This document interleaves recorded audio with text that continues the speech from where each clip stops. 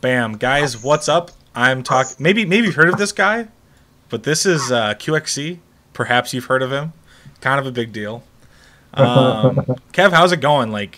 I told you this already, but last night, I didn't even believe it was you, and lo and behold, it was.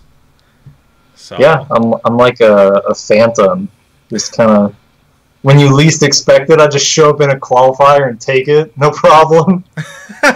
it almost it kind of felt like it was a little because I was watching your games too, and it felt like a little wishy-washy. At first, I was like, yeah, you can see he's been playing and stuff, and I was like, but and kind of like the Todd and Roddy was, you were like, yeah, he's a little rusty, but you can tell he's not forgetting a lot of things. So it was super awesome to see you get through. You beat Drunken Boy and No Regret, Yeah. and a couple more people to get through, and it was just super impressive. I felt pretty lucky with how it all turned out. So I was really fortunate that I didn't have to play against Puck. I think that would have been the toughest match in that bracket. Mm-hmm. And I had played against No Regret on ladder. Okay. I don't know, a few weeks ago, and he just did that same style. Every single time I played him, he played the exact same way. That's all he does. Yeah, he doesn't. Yeah. He doesn't do anything else. And so going into the match, it was like, well, I'm just gonna, I've got my build, but I'm gonna do the no regret version of the build where I make 15 Hellions. Which is that's not normal. That doesn't make much sense. Hey, versus him, it does. That's. Oh, yeah. That's how you play him. I mean, when I made all the Hellions, I was like, oh, he's just doing the thing that I thought he would do. I guess I just win. Right. I think even himself, he said once it goes past 10 minutes, he's pretty much his rate of winning just goes down. Right. Well, if your only strategy is a pre 6-minute timing, then yeah. Yeah. I mean, that's if you can make it work. I mean, you can make it work, and he's gotten pretty far with that. Right. Because it's kind of like what Puck does. Because Puck kind of plays the same game, no matter what. He plays his style, but Puck, it's like a later game style. It's more there's more options with it too. You can do more with it. Whereas if you're just gonna go Ling Bane, you're pretty limited. Right. So and against Drunken Boy in the first game, right as my SCV went up the ramp, he lifted his barracks. And so I delayed it for I don't know, 10 seconds or something. I built an eBay just to make sure it couldn't land at all. And when you start a series like that, it's so hard mentally. That game I won because of that mistake. But then I could tell he was just tilted. Yeah. And our second game was really long. It was 30 minutes, and I don't know, felt pretty good. I felt comfortable. Yeah, you looked pretty comfortable out there. It didn't look like you were really struggling at all. So, it was, like I said, it was just kind of great to see. Out of everyone that you played yesterday, who do you think the toughest opponent was? Or who did you have the hardest time with? Probably against Jason.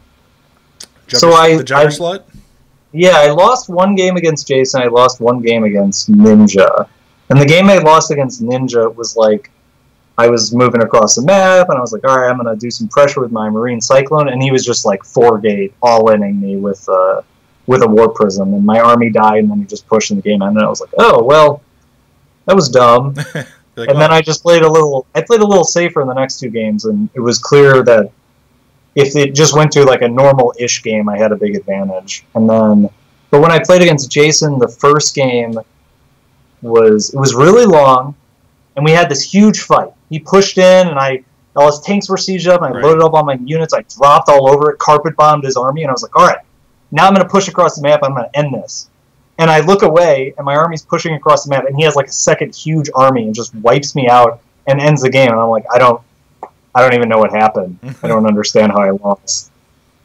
And I don't know. So the second game against Drunken Boy was really hard. It was really long, but I felt like I had a mental advantage because of how he messed up the first game. Mm-hmm.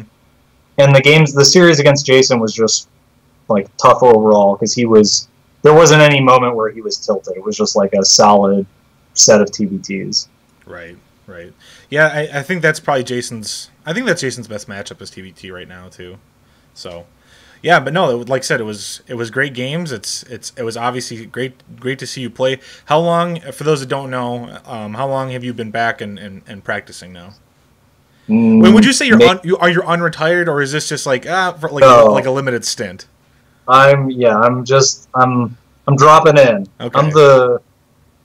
I'm just the shadow. I've been playing. You're just visiting. Yeah, maybe 3 months. Okay. It was kind of weird how this all happened. One of my friends who I go rock climbing with all the time is really close to getting GM. And he's been really close to getting GM for, like, I don't know, his entire life.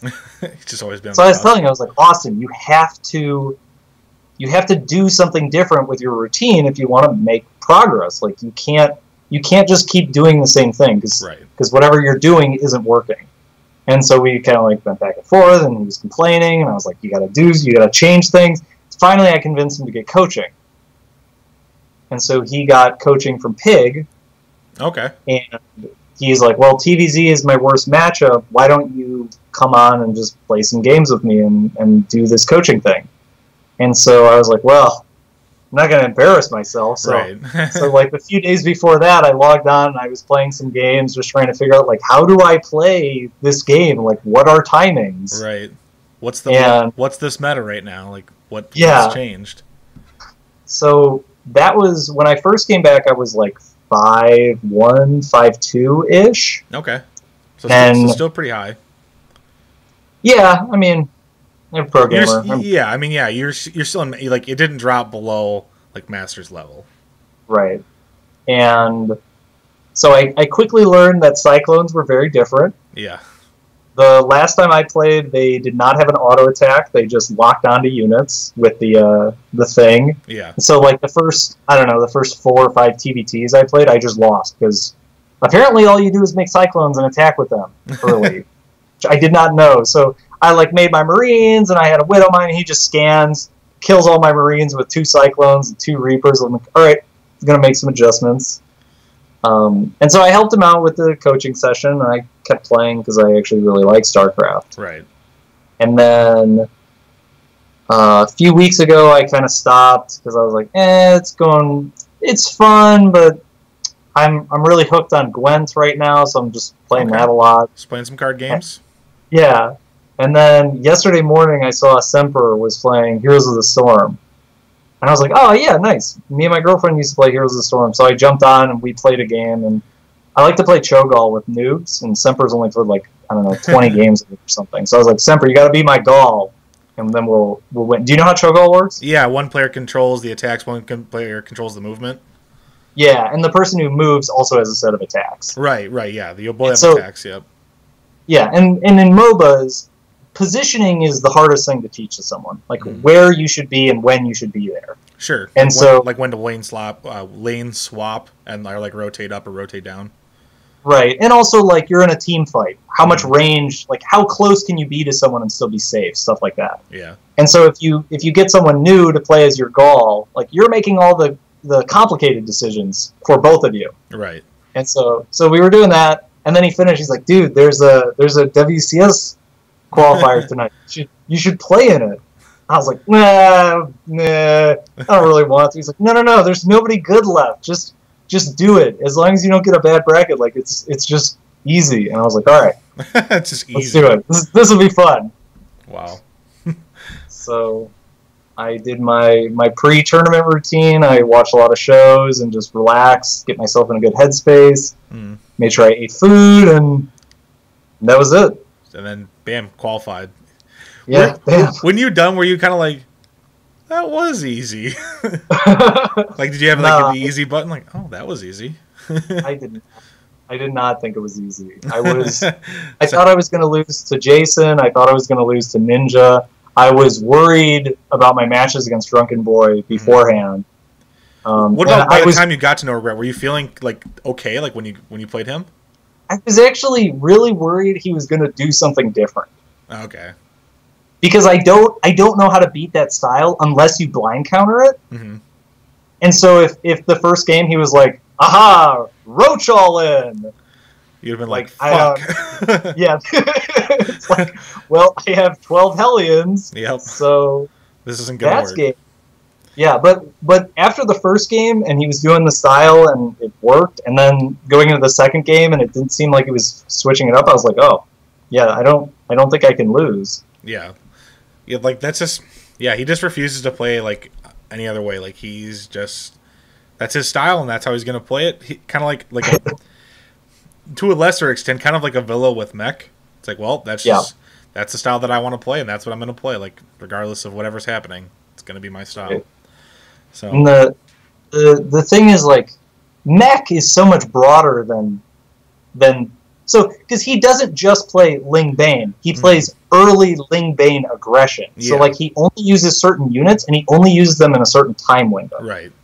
Whereas if it was like, okay guys, I don't make anything but Lings and Banes, but I do like a 1 base all in, I do a 2 base all in, I got a 3 base all in, I got a style where I go super fast 2-2 and then I all in you, but it's Sure. like, no, it's like 4 minutes on, he's just making Lings the whole time. Yeah. No, like he's definitely interesting, and like I said, he has his own style that he tries to make it work, and sometimes it does work. Sometimes people just can't, like he gets lucky, gets a Bane in there, especially in like ZVZs because ZVZs can be so weird. Like he's really good at ZVZ. Oh yeah. So, okay, so and we know who you're gonna play tomorrow. Have you seen it yet? No, I didn't know it was posted. Yeah, brackets are up. I could probably link it. I will get the link for it, and I'll tell you. Or do you want to look who it is first? Do you want to be surprised, or do you want me to tell you? I'm gonna be surprised. I don't know if you know how telling people things works, but if you tell me, I'll be surprised. Okay. Well, you're gonna be playing Neeb. Oh, good. My best matchup. That was a joke. Right, I got TVP that. is easily my worst matchup. Let's see. Well, that is unfortunate. I will do my best, though. Yeah, you got study some Neeb builds. I mean, he's got enough games on tape that you can you can definitely study. Neeb doesn't have a lot of spots in the armor though. Yeah. From what most people have seen and what he's shown, like doesn't lose to a lot. So he can lose though. He's not inhuman, but he's a very good player. So he's pretty solid. But now you never know. You might be the one that's like, well, I'm just going to do something completely odd that he's never seen, and maybe that just completely throws him off. You know what I mean? Like you've got your own style that you can play now. Because really, what is he going to look up on you? Like he's just going to look up old stuff. If he's going to try to do research, like he's going to see your games from last night and be like, well, I don't know. Like I guess I'll just do my normal thing versus Terran, but that might not necessarily work. So we'll see how creative you can get with these with some builds. Yeah, there's not a lot of time to prepare. No, there's not. Okay, so let's say things end up the way they do. Let's say even if you beat Neeb and you move on and maybe lose later or what have you. Is this going to be it for you playing in these qualifiers or might we see you again for the Montreal qualifiers?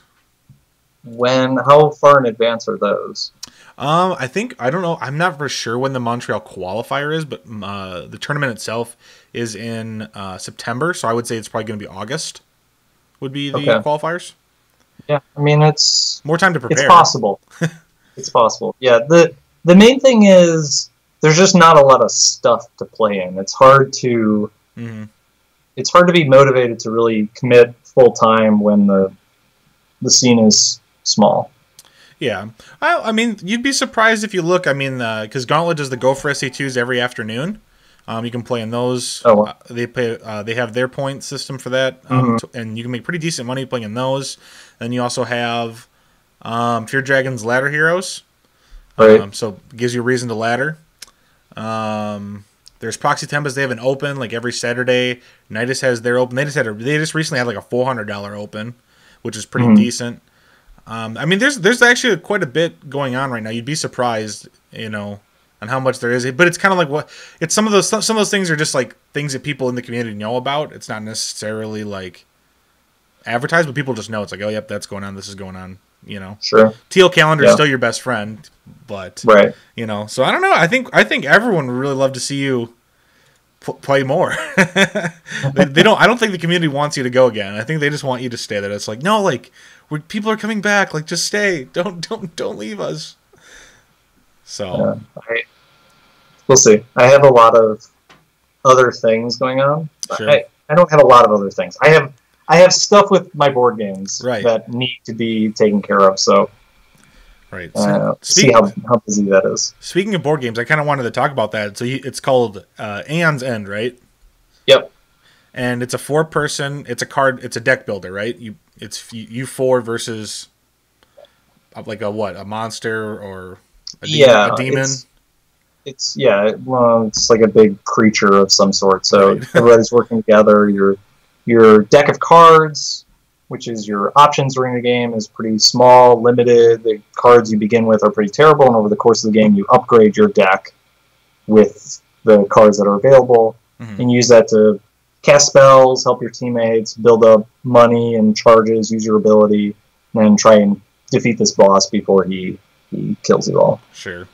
What kind of led you up to so you retire from Starcraft, and then one day I think everyone just kind of sees this random post on Reddit like, hey, I'm QXC, I used to play Starcraft, but now I'm doing this board game.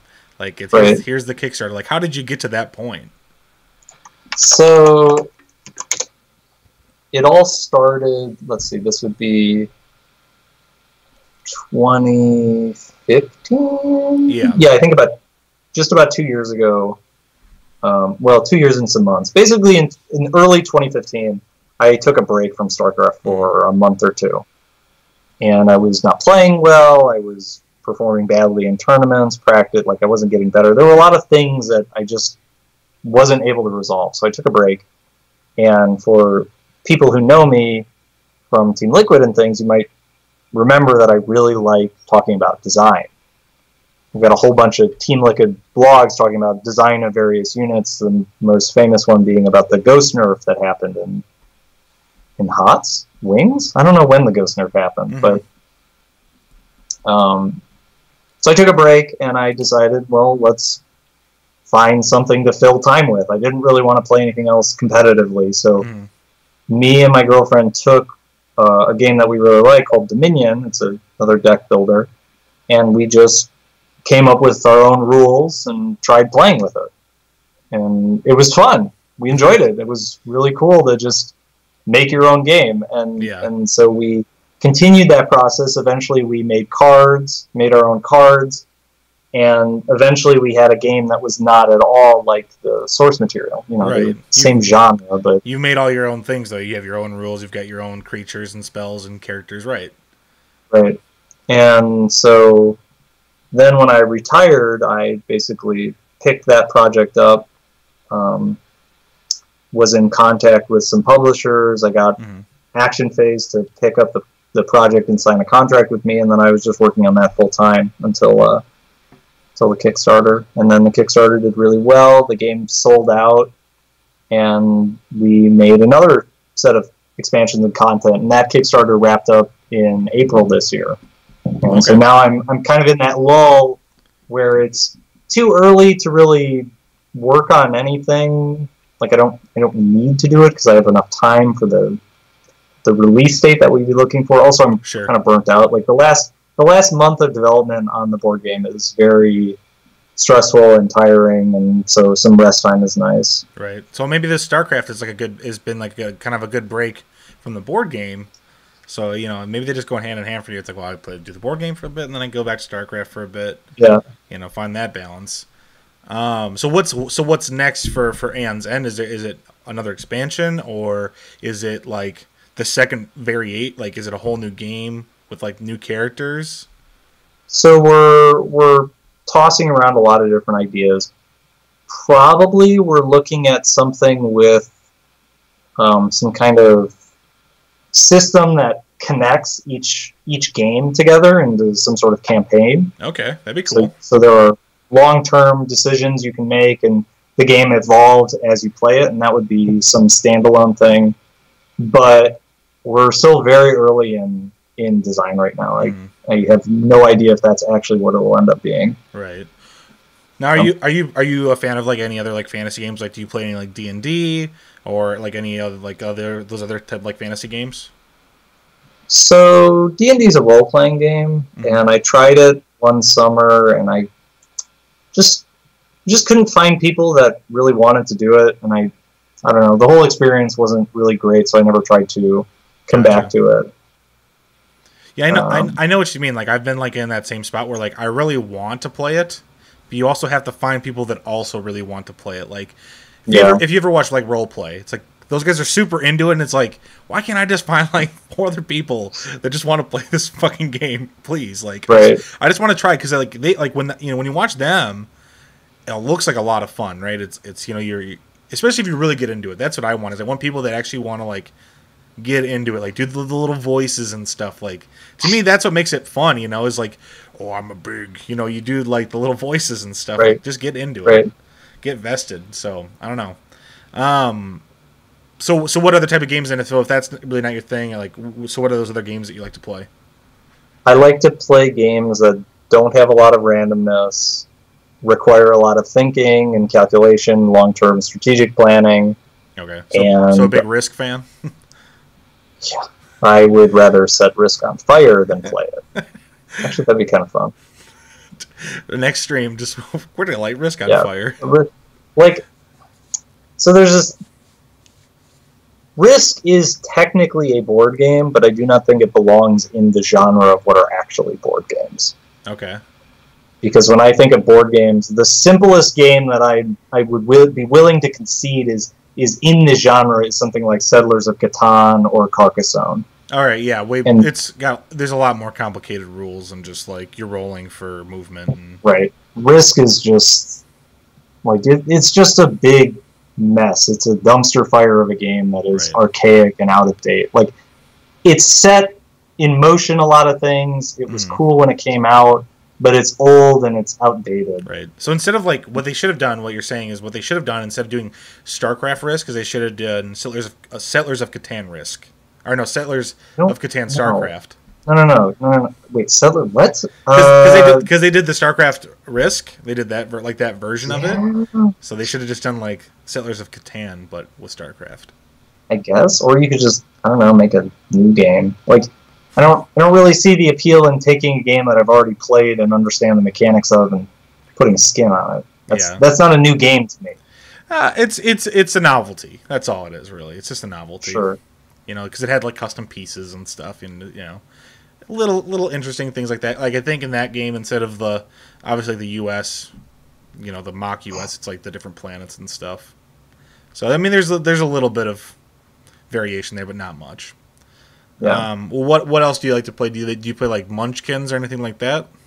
No, Munchkin also kind of falls in the Risk category. And as I say, that game's actually really random. Like, there's really not any skill involved in that. Yeah, it's very random. It's a lot of just letting things happen to you rather than you the agency to control what happens. Yeah. I do like the goofiness of that game. I feel like if that game was more like what yours is, where you can like kind of like, I don't know, like if you instead of fighting each other, you were like doing something else. I feel like that game could be more fun. Because I feel it's got a target audience and it hits the target audience, but I am not the target audience. Just like Risk, there are lots of people who really enjoy Risk. They like that it's unpredictable. They like that it's so simple, but it's not for me. The games I like are things substantially more complicated than stuff like Settlers of Catan and Carcassonne. I find those games to be relatively boring. Okay. So besides your own game, then what is your favorite game to play? Board game. I'm looking at the games on my shelf. I don't think I have a single favorite. We've got, I don't know, maybe 10 or 15 games that we actually own, and some of them are good when I've got, I only have 10 minutes. But I have someone who's really good at board games and we can play something interesting. I've got some games that are good when I've got one person who's not very good at board games, and it's just a nice, simple, like it's an activity we can enjoy, even though they're not going to get the rules or like the strategy as much, and I've got games that I can play with 4 people who are really good at board games, and I've got games I can play with 5 people who are terrible at board games. So Right. I don't really have a favorite game to play as much as I just have like a favorite game for each situation. There's like 1 or 2 games that I would prefer to play. That makes sense. Everyone's kind of got their, depending on the crowd, right? It's like, okay, well, grandma's coming over. Maybe we grab Monopoly. But, the boys Right. are coming over. Maybe we'll play some Catan. That makes more sense. Yeah. I'm in favor of burning Monopoly. I fucking hate Monopoly. I have like an addiction to novelty. So most board games I only play 2, 3, 4 times. We like to demo games from our local store. Mm-hmm.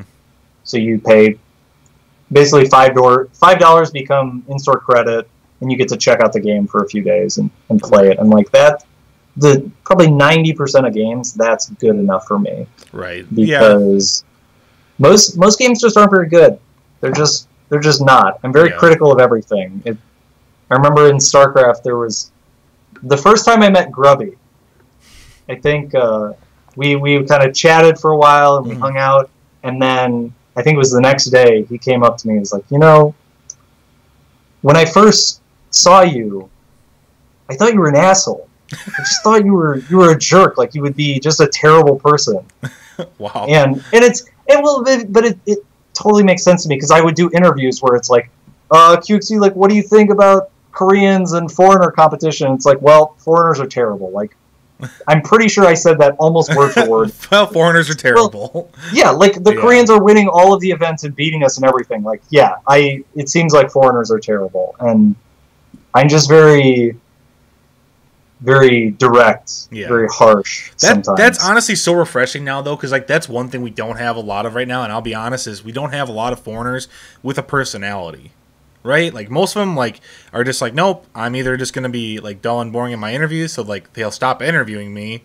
Like, we don't have anyone that's, like...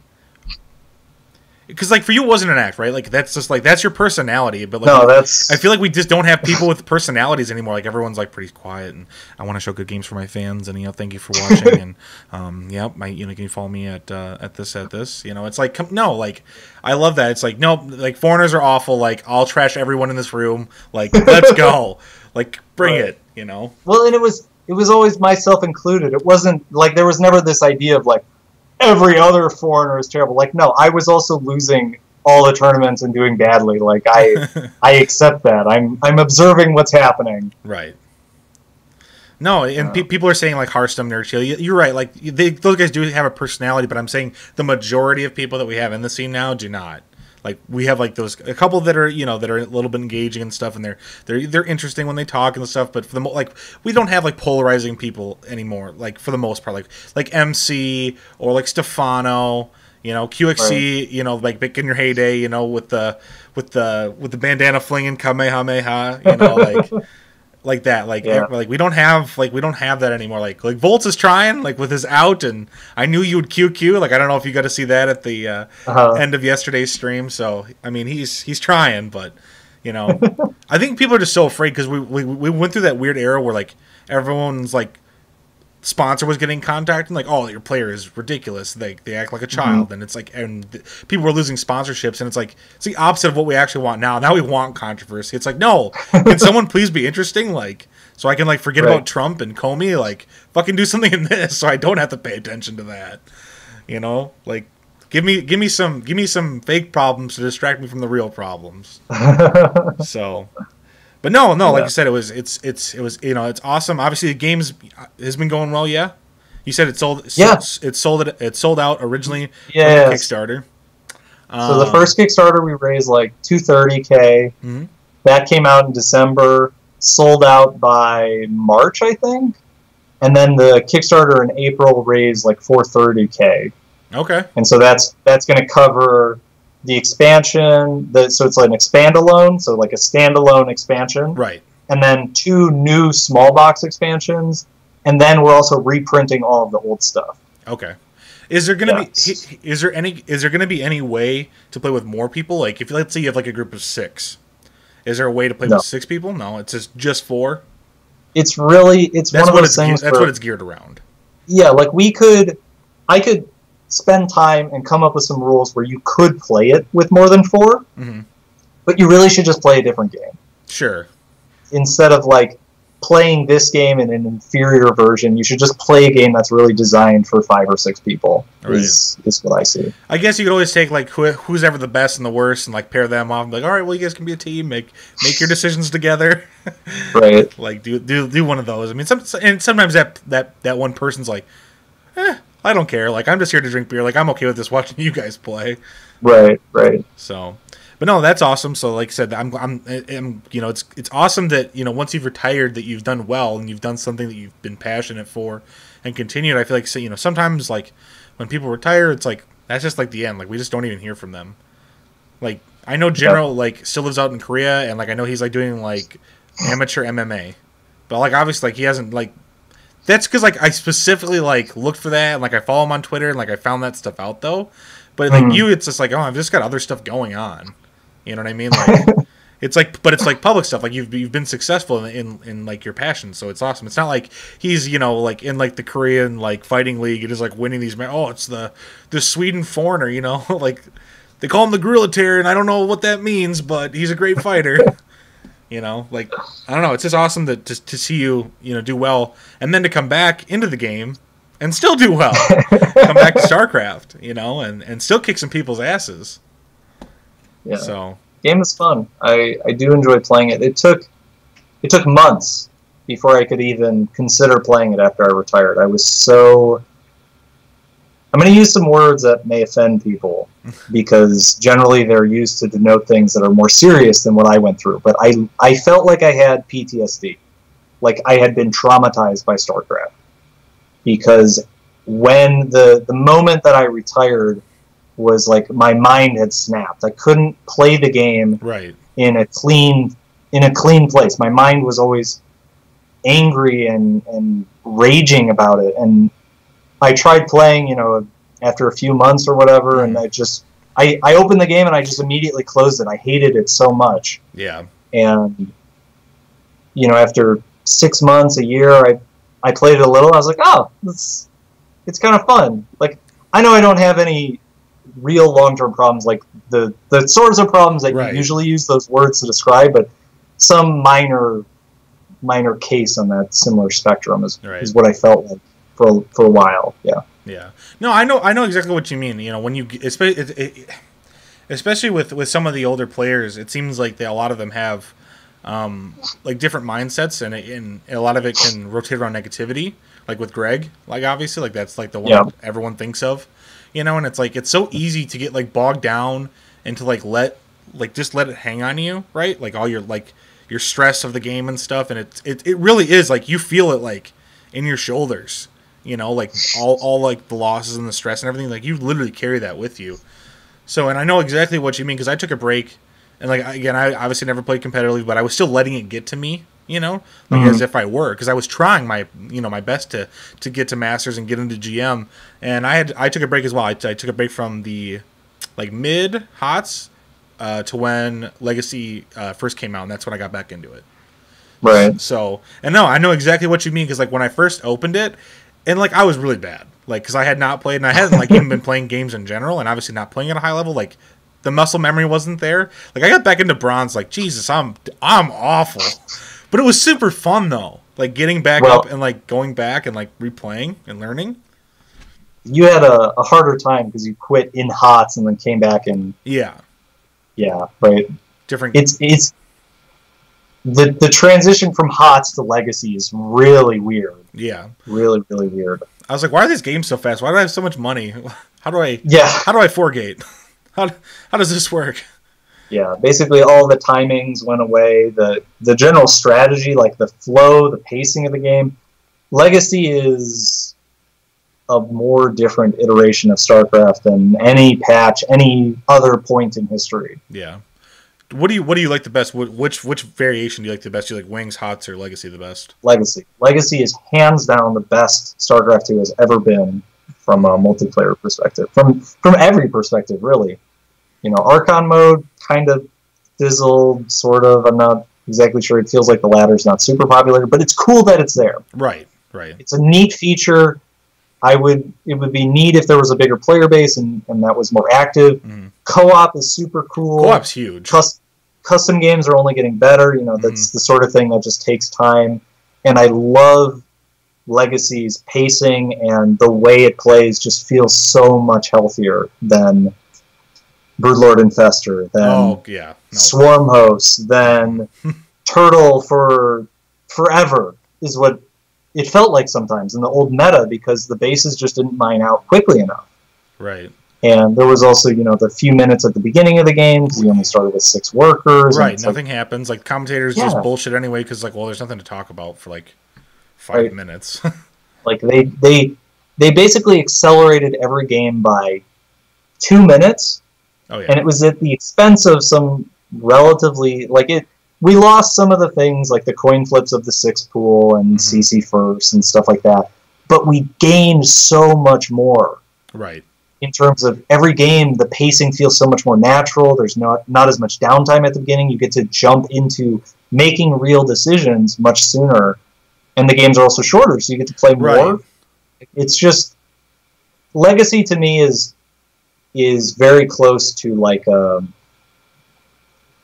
I have a hard time thinking of how I would improve Legacy as a whole. There's definitely... like little bits of balance and certain units that could be tweaked, but like the overall feel of how it goes just feels really nice right now. Right. And you came back in a pretty heavily Zerg dominated phase right now too. So like if you would have came back a couple months ago, you probably would have been having a really good time with the old Widowmine. So yeah. No, but you're right. You know, and I think one of the only things that really needs to change now from a balance perspective is just there needs to be less focus on, I think, worker harassment. I think there's just too many options for worker harassment between Reapers and Oracles and just things like that. Like them maybe not linger on buys, but like more specifically with mine drops too. Like there's just like almost like too much emphasis on that. And I feel like if there was just a little bit less, then we could almost get to like the really good point, you know. But that's what balance changes is for. Obviously, like, we get these changes in balance, and it's a little, you know, wonky right now. They mess with it, and then it changes it, you know, and it's an ever-evolving thing, you know. Like they said, there's, you know, they want to keep the game to be evolving. Like I don't think they want it either. They don't want it to be like the Brood War state where it's like, okay, like this is the last patch, you know, like it's balanced, you know, but like they want to keep doing things. I hate there's that certain, like the Brood War purist who's like, Brood War is the most perfect and balanced game that has ever existed. Whether or not that's true, Brood War is not perfect. No. It might be the most balanced game ever, but it is not perfect. No game is perfect. Right. Well, there's like there's definitely things in Brood War. It's like, well, like this unit just like isn't good. Yeah. This ability just like doesn't do what it should. And yeah, I totally, like, if I was Blizzard, I would never touch Brood War. The backlash is not worth, like, it's done. It cannot be edited. They're just trying to re-skid it and they get flagged. They're like, we're just trying to make it look, no, fuck you, don't touch my Brood War. We want to make it look nicer. Like, I don't want it to look nicer. No. Like, I want it to look like it did back then. It's like, look, it's going to play the same. The balance is the same. Nope. Like, I think we can... Nope, don't fucking touch it. Like literally, like, I think the better option would have been, like, make there be, like, a mod, right, that you install just for the observer. So the observer can see it, but the players get nothing. It's like, it's the same for them, but just the observer gets it, and then for them they can see it. And that's how it's supposed to work, but... Right. But there's been all these little bugs, and everyone's just like, well... You know, the binding and stuff. Like, well, it's not real Brood War. It's like, you're right. It's like, God, it's not worth it. Like, these people, it's like, fuck, don't touch it. It's just, you're right. It's just not worth it. It's like, God damn it. But, you know, like we kind of talked about, it's like, well, you know, we don't want it to get that way. And I think for 2 reasons you don't want it to get that way, because we don't want people to get that mentality of like, it's like in a perfect game, right? Where it's not changing, because I think it loses some of its appeal when it's not evolving like that and you're not continually learning. But then it's also boring, I think, for the audience, especially like when things just become like, well, this is just the standard. Like, he's going to open up, you know, with the two Hellion opening into this or whatever, or he's going to open up with Ling Bane and into Muta. and like that's how this matchup is played. Like no one plays this matchup any differently. Like that's boring. Like we don't want to watch that.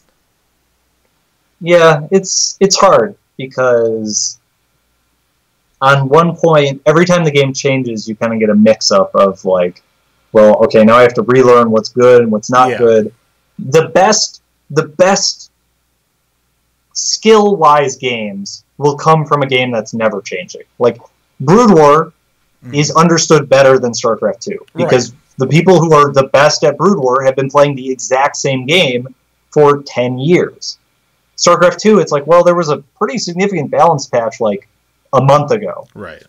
And so a lot of the things that you knew maybe don't apply anymore, and you have to relearn a lot of things. And so you end up with more variety, but you end up with a less in-depth knowledge throughout the player base, and I don't know what the right call is. It's a tricky question. Right. It's something that kind of danced around. I mean, like, obviously, like, David Kim has retired from the balance team, and whether people want to joke about, like, the flack that he just would constantly get, you know, like, that might be a meme, but, you know, you never know. Like, he might have just been taking that and was like, God, these guys just, whatever I do, everyone just hates me, and I hate that fact. Because I think that's why the balance team, like, now does not have, like, a figurehead. It's just, like, balance team. And it's just like, that's it. Like, nope, you don't even know who's on it. Like, we don't need any names. Like, that's like going to work for the FBI. Like, you're undercover almost. Like, no one knows this. Like, it's like in a locked room at Blizzard. Like, their names have been like redacted. Like, you don't even get to know who's on this team, like at all. Oh yeah, my friend, he just got a job at Blizzard, but I don't know what he does. He's actually not allowed to tell me. Yeah, he had to sign a non-disclosure. He can't actually tell me. Oh, he's on the dev team. We gotta have a talk with him. They'd be like a cover up, like, oh, I actually work for Heroes. It's like, no, you don't. You work for Starcraft.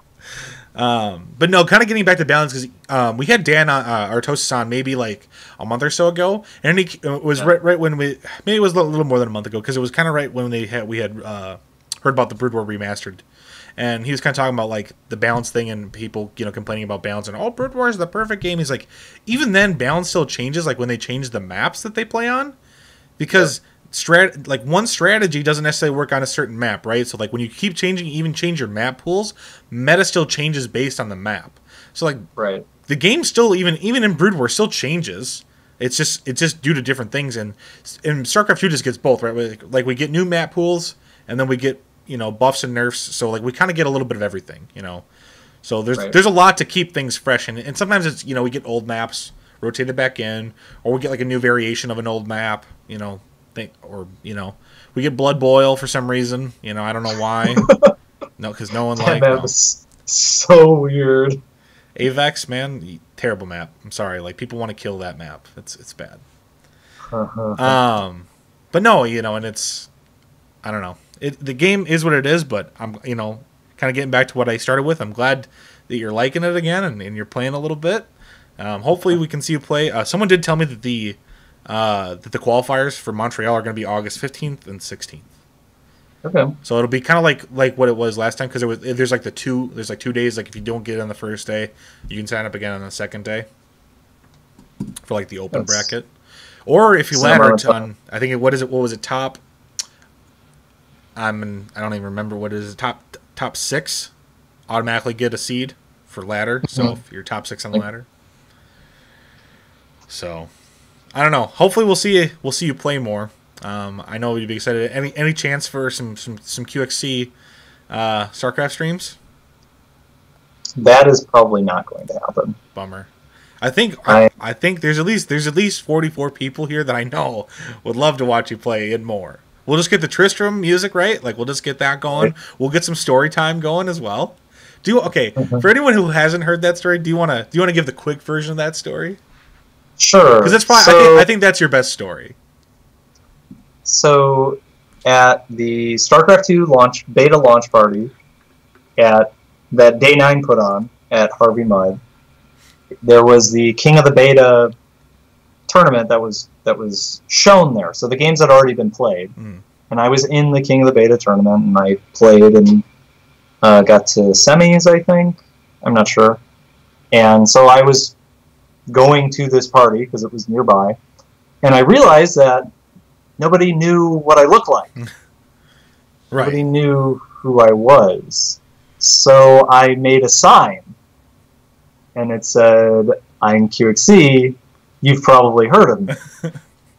And I brought this sign to the launch party, and I showed it off, and that was my first interaction really with fans and with the StarCraft 2 community. Right. And the sign though actually came from, so Day9 went to the same school that I did for college, but he graduated the year before I arrived, so I never actually met him there, but I saw him every once in a while when he came back to visit some of his friends. Right. And so we used to go to the arcade, and we would play Puzzle Strike against each other and other games. And so there was one time where we were at the arcade, and we were just kind of hanging out and standing outside chatting, and somebody comes up to Sean. He goes, You are Day9! I love watching you! And I was standing there, and I have a big ego. Pretty arrogant, pretty confident person. And I'm like getting real antsy. I'm like, what? He doesn't know who I am? And so he's like, "Oh man, Sean, I'm like really glad to meet you." He like puts out his hand, he's going to shake his hand, and I just step in, I shake his hand, I go, "Hey, what's up? I'm QXC. You've probably heard of me." And he just looks at me and goes, No, I don't. No? I don't think I have. No. And of course immediately I'm like, oh my god, what did I do? Why did I do that? So I kind of excused myself and walked away, and afterwards Sean just walks towards me laughing like I'm some kind of insane person, which to be fair I think I was, but that's basically where that came from. That's a great story, and now we actually have that story in HD, because the last time you told that story and it was recorded, it was like in 480. So now we can at least post it again in 1080, so everyone can re-enjoy that story who loves the original telling. Watch the original telling, guys. He sets the mood. You can't see it, but he shuts his lights off. He puts on some Diablo 2 music, Tristram, turns it down just low enough, and he reenacts the tale of where you've probably heard of me comes from. So, yeah, I don't have a whole lot of other questions for you here. Kevin, it's been great talking with you. It was great to meet you. Obviously, like when I was younger, I watched you play. I remember seeing the all kill and the Kamehameha afterward. Okay, one question. What happened to the hair? You mean why don't I have long hair anymore? Why don't you have what happened to the flow? Was just more work than it was worth. No more long hair, never again. No more long hair ever again. That's a sad day. Okay, I'm getting some shit here because people think I'm going to end it.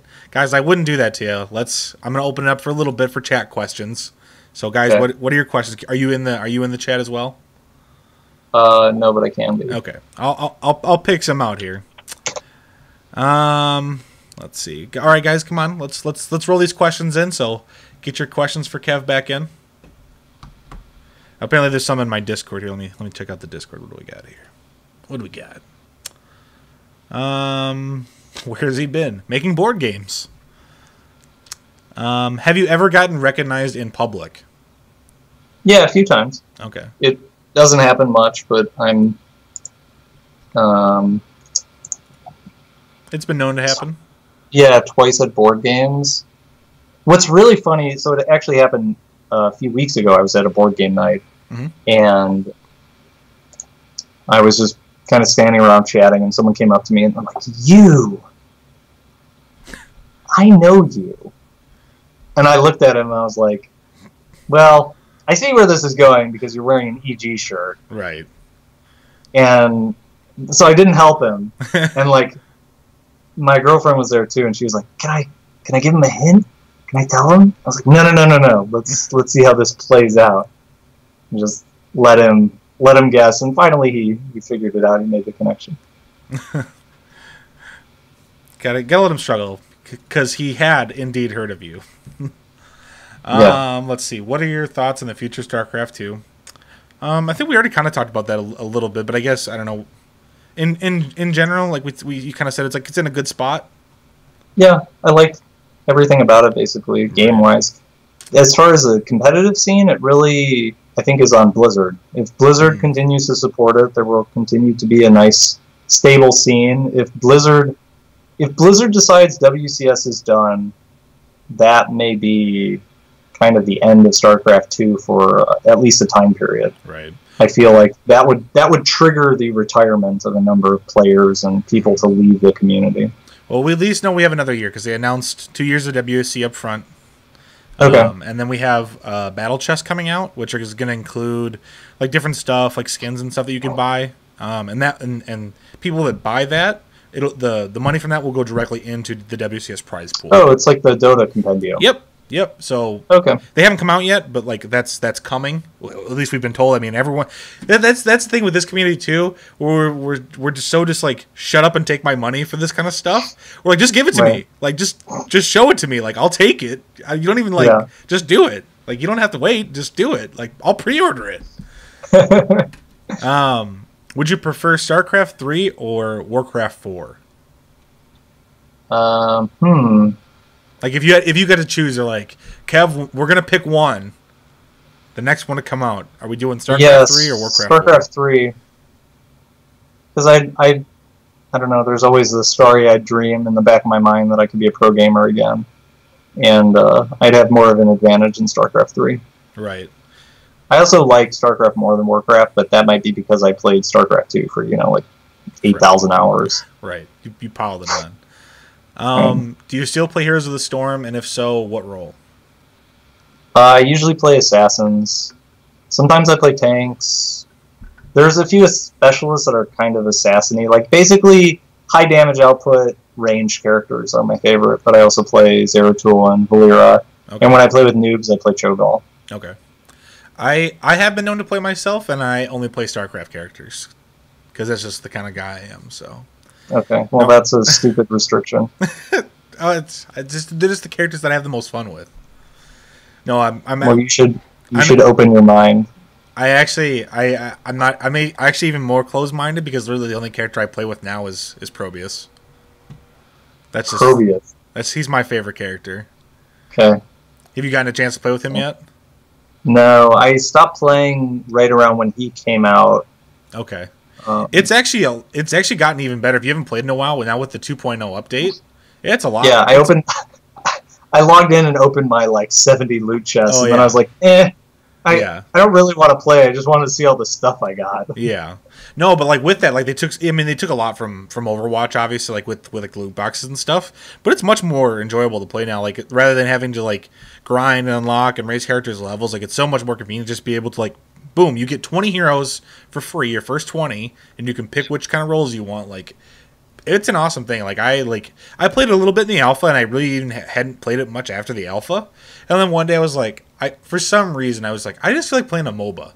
I just feel like playing one. I logged into that, and I had a little bit of fun with it. I played with them. All right, this is kind of cool. I leveled up some characters, and then I was all right, I'm gonna play ranked. I'm ready for ranked. I'm oh, sorry, you need 15 heroes at level 7. I'm what the fuck? I have 2 at 7, and that took forever. Fuck this game. Right. No. So, but with 2.0, it's a lot more fun. So, guys, if you want to check that game out, it's definitely enjoyable. Let's see what else do we got here. Jem, where's your question about 7 Wonders? What the hell was it? Have you ever played 7 Wonders, and what do you think of it if you have? 7 Wonders is fine. I feel like it's a little non-interactive, and it's weird because it's a game that people tend to play when they have too many people. Because it's simultaneous actions, which means it scales well into 5, 6, 7 players.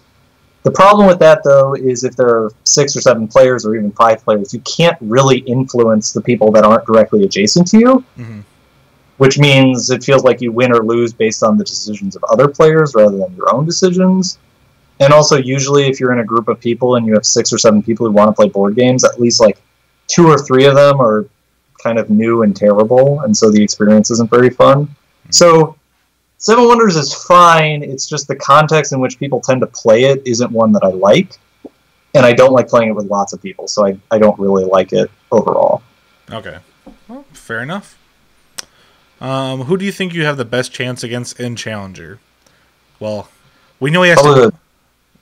the Terrans and the Zergs. I really don't feel comfortable in TvP. Right. The problem with TvP right now is on the ladder, you don't play them. You just don't. I don't play Protosses, and so I have not had a lot of opportunities to practice. And like, there was a DreamHack Austin where I was playing ladder, and it was like, all right, well, the only Protoss I played this weekend was Neeb, and I am not good enough right now to give good games against him, so I basically just, like, when I played Neeb that weekend, it was like, okay, so what I've learned is that everything I do in this matchup is wrong. Right. All of the decisions I make are bad. So what you're telling me is that I'm wrong. Yeah, it was tough. So I feel pretty good against the Zergs and the Terrans. Okay. If you tried, do you think you could make it to, let's say, top 16 or top 8 in WCS? Are you willing to do so? I mean, I guess you'll try, right? Like, I'm gonna try my best tomorrow. It's tomorrow. Like, right.